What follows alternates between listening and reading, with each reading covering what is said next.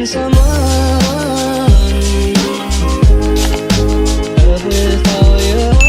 Hi everyone, welcome back to my channel. My name is Mags and welcome to part one of my moving vlog series. I really love watching other people's moving vlogs. There's just something so satisfying and so interesting about them. So I thought, why not document my own upcoming move? So just a bit of background on where I currently live. I live in the eastern suburbs of Sydney, and I won't say which suburb exactly, but let's just say it is south of Bondi, and it's a really great suburb to live in. I've lived here for about 4 or 5 years, and in that time I've lived in various shared apartments, but for the past 18 months I've been living in this one-bedroom apartment by myself with my dog Milan, and I've really loved it here, but there are various pros and cons that I weighed up, and ultimately I decided not to renew my lease. So there are definitely pros to living in this apartment. It's a really nice apartment, it's really well managed and well looked after, and it's also a really good size for a one-bedroom apartment, and it's also walking distance to the beach. And I think living close to the water has always just been a massive dream of mine, so it's just been really great to be close to the beach.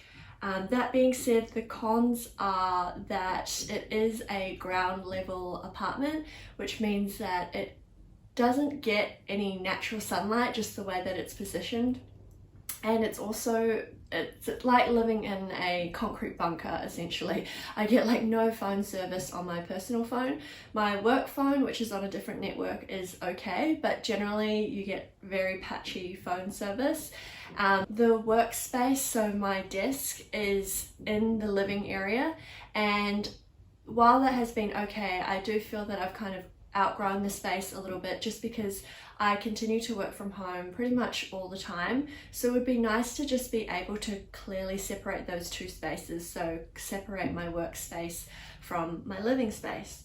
And lastly, it is quite expensive, so I pay almost $500 per week, and that was actually negotiated down slightly. I think they had listed it for maybe $520 or $530 per week, but I was able to negotiate it down slightly at the time because it was during the first lockdown, and so there were no international students, there weren't any overseas travellers and things like that in Sydney, so it was much less competitive, and therefore you had the power to be able to negotiate the price a little bit.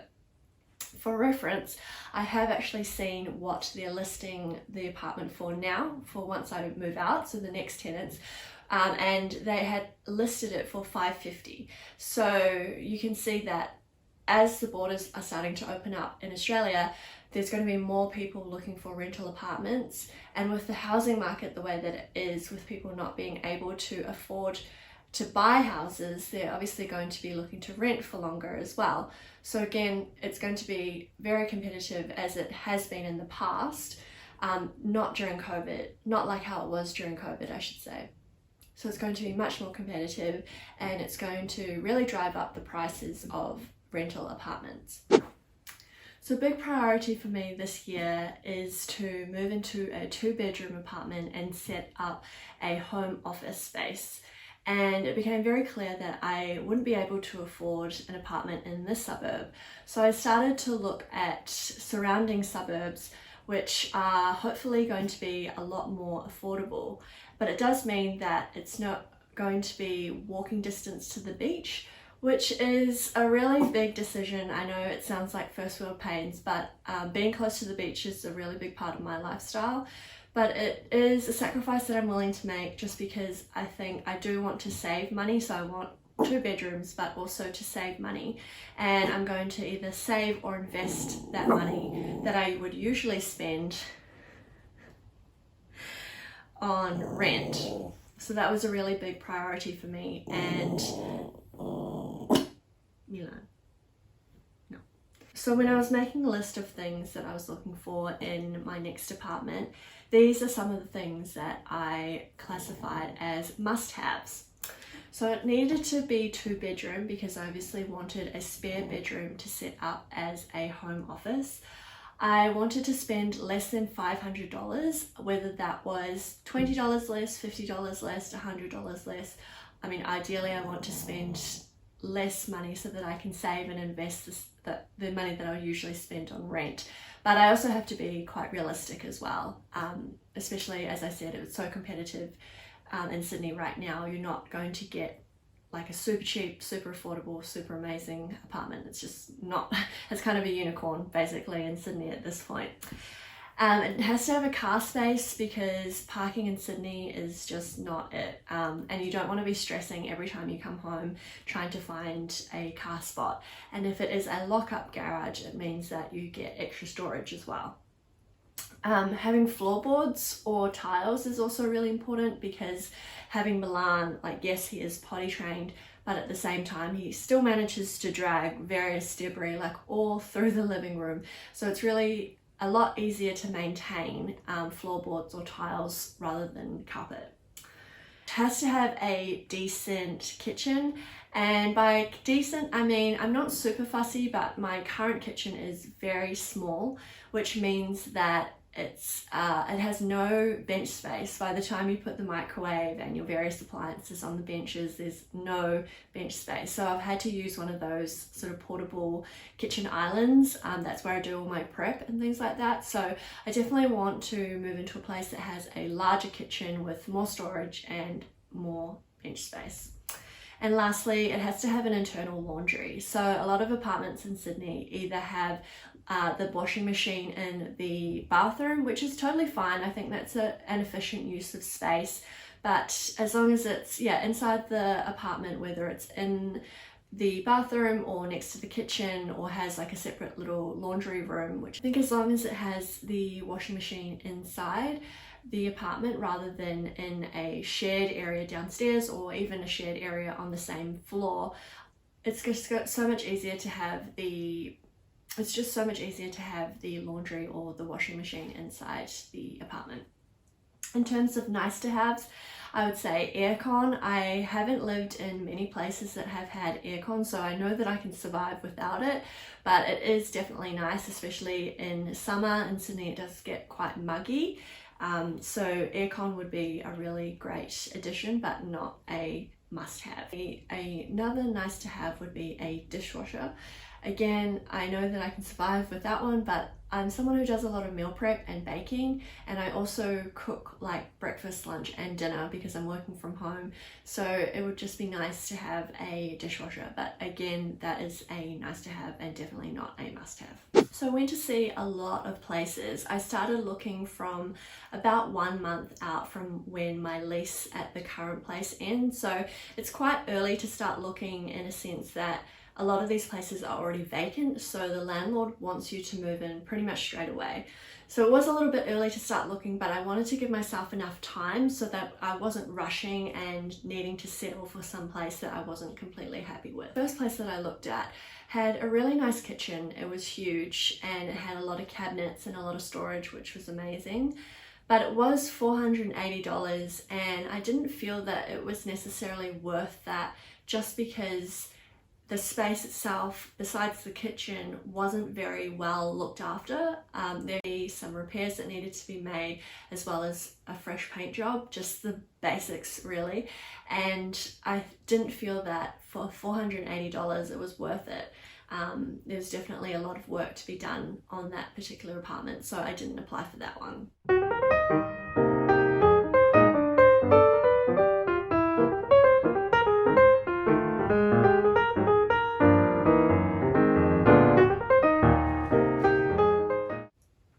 Apartment number 2, I did quite like this one. It was a really nice space, had beautiful wooden floorboards. The bedrooms were a decent size, and I liked that the view from both the bedroom and what would be my home office was very leafy, so it felt quite serene as well as quite private as well. It wasn't like you were looking into other people's apartments, which was really nice. And then the living space was really massive, and something a little bit different is that they had modified the balcony into an enclosed balcony, so it's kind of like a sunroom, which I've never really had before. I think that's fine because even though balconies are really nice, I don't find that I don't spend that much time on them. I know it sounds amazing and like I have a courtyard at my current place, but I never really use it. So I don't think that's something that I would necessarily miss having. The kitchen itself was also really nice and well maintained, so I liked this one. It was definitely an option.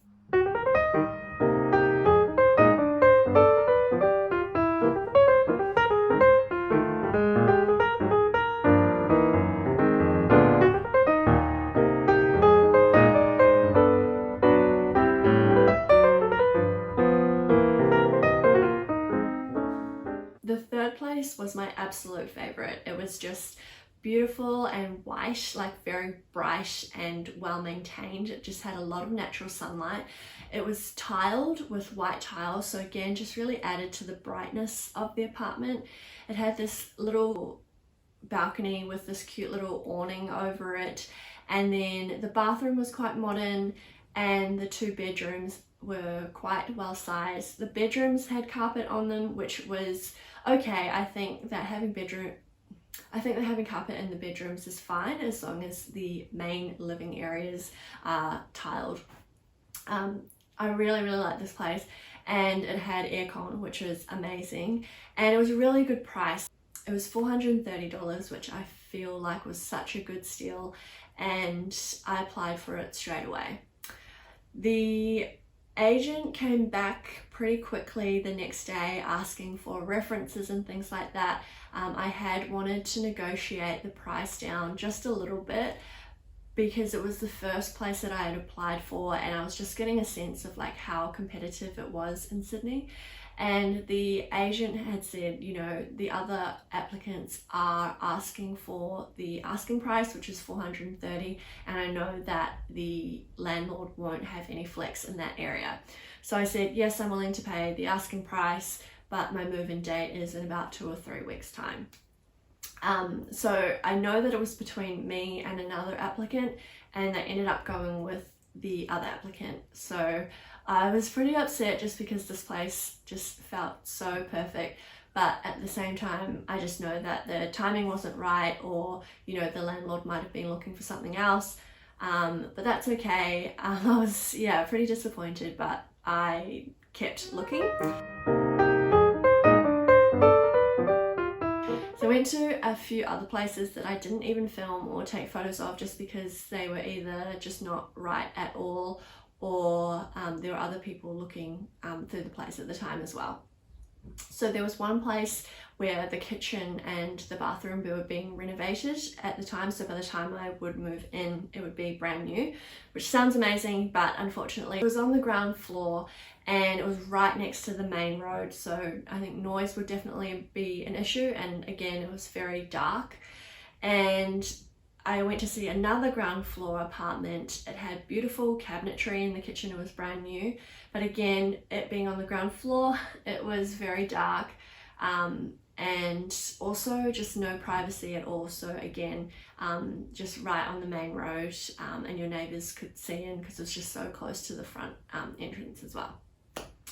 Another place that I went to in a different suburb was just really bad. The images on the real estate website were not even proper, you know, pictures of furniture in the apartment. It was like renders of the furniture in the apartment, which to me, I was like, you have to assume that it's going to be 20 or 50% worse than the photos, and this one was really bad. Like the place was just not well maintained at all. So I didn't apply for any of those ones. And then I think last week I went to see one other one. Again, I really liked this one. It was a really great location. It was a building that had a lift, and I haven't really lived in places with lifts before, so that would be quite different for me. And then also the apartment was right on a park, so I would be able to take Milan down, and we could play in like the park right outside, and it was like 20 meters up the road from the set of shops in this particular suburb, which would be really convenient as well. It had a really beautiful view of the city. It was a really great size as well. The way that it was set up is that the living room had a balcony, and then the kitchen had an enclosed balcony, so you could set up a little table there, and also you could hang your laundry and things like that in that particular little mini balcony. There was a lot of room for storage. The laundry was huge, so you could have extra storage in there as well. And it was, yeah, just a really cool setup. That being said, it wasn't entirely perfect either. The light fixtures were quite dated, as well as the curtains and things like that, and I'm not sure if that's something that the landlord would be open to, you know, changing. And also the setup of the master bedroom, it had a massive 4-panel mirrored wardrobe, which sounds amazing in theory, but just the way that it was placed would mean that if you had a queen bed like I do, you would have to put the bed like up against one of the walls, which is fine because it's just, you know, it's just me. But at the same time, I just think a master bedroom, it just doesn't make sense to have a bed up against one wall. Like, to me, there should be enough space to have the bed in the middle of the wall so that you can have like, you know, a set of bedside tables on either side. So I just thought the way that the room was configured just wasn't very well thought out. But that wasn't a deal breaker for me, in that I don't spend that much time in the bedroom. Obviously, I'm either working or in the living room and things like that. So it wasn't a massive issue. I just thought it was very strange. And also it being on the main road again, and also quite high up, there was a little bit of noise, which I'm not really used to because I'm used to living in quite, you know, quiet cul-de-sacs and quiet streets. So it just helps me to, you know, get to sleep at night and having that minimal noise. So that would definitely be something that I'd have to get used to. But I did really like this place overall, and again, it was a really good price. So for $450, I felt that for the size and for the layout overall, I was happy with this apartment. But the viewing was also on a Saturday, and there were so many people. There was probably about 20 people going through the apartment at the same time as me. And this was like couples and families because it's a 2-bedroom place. And so I went straight home and I applied, but I just knew that it was going to be very, very competitive. And so I got the email, like I think it was on the Tuesday afterwards, to say that my application was unsuccessful. So at this point, I'm kind of panicking because there's not that many good listings and not that many new listings each week, and I'm about 2 weeks from when my lease ends and I need to move out. So I did reach out to the agent of apartment number 2, and just because it was still listed on the real estate website as being available, and I just said, is it available? My move-in date would be, you know, mid-February, and does the landlord take dogs, and also can I negotiate the price down a little bit? So it is listed for $450 and I've asked for $430, and the only reason I have asked for that is because it has been on the market for about a month now. Like, I've been checking the website this whole time that I've been apartment searching, and it's been available. So I feel like this particular house hasn't been, you know, viewed that much because it hasn't had any active viewings. You have to ask the agent for a viewing, and I think it's a really nice place. It's not like unsettling necessarily. I think I'm just taking, you know, the path of least resistance, and that, you know, the agent is actually quite engaged. Like, she does message back. It's just less competitive because there's not as many people applying for it. So the current status is that she said that it was available. She has to check with Strata to see if they accept dogs in the apartment, and then once that has been approved, so I had to put an application in for Milan, and then once that has been approved by Strata, she will then let the landlord know and ask the landlord if they'll accept pets, and then also about the price as well. So I'm filming this on a Sunday. I just wanted to basically list out all the different apartments that I viewed and just give a bit of context as to the current rental market in Sydney, as well as prices of this area. I'm sending out the good juju, I'm sending out the good energy, and I'm really hoping that I get this place. And I really hope that the agent will be contacting me early next week and I'll be able to sign the lease. I'm a very organized person, so I like to have, you know, I want to get the removalist organized, the cleaner, just want to get everything like packed up and ready to go. I am going to Melbourne late next week, and I'll be there all next weekend, so it just really puts a lot of pressure on me to have everything organized for the following week to be able to move in time. So I'm hoping that everything will just fall into place, and I'm trying not to stress about it. But I am a stress head, so I'm trying to keep calm and just be optimistic, and you know, always backup plans, but I am hopeful that I will get this place. So I hope that this has given you a bit of insight into the Sydney rental market, and I will be filming, I guess the next video will be when I get the keys and when I start to move my stuff in. So stay tuned for that, and don't forget to hit subscribe. Thanks, and I'll see you next time.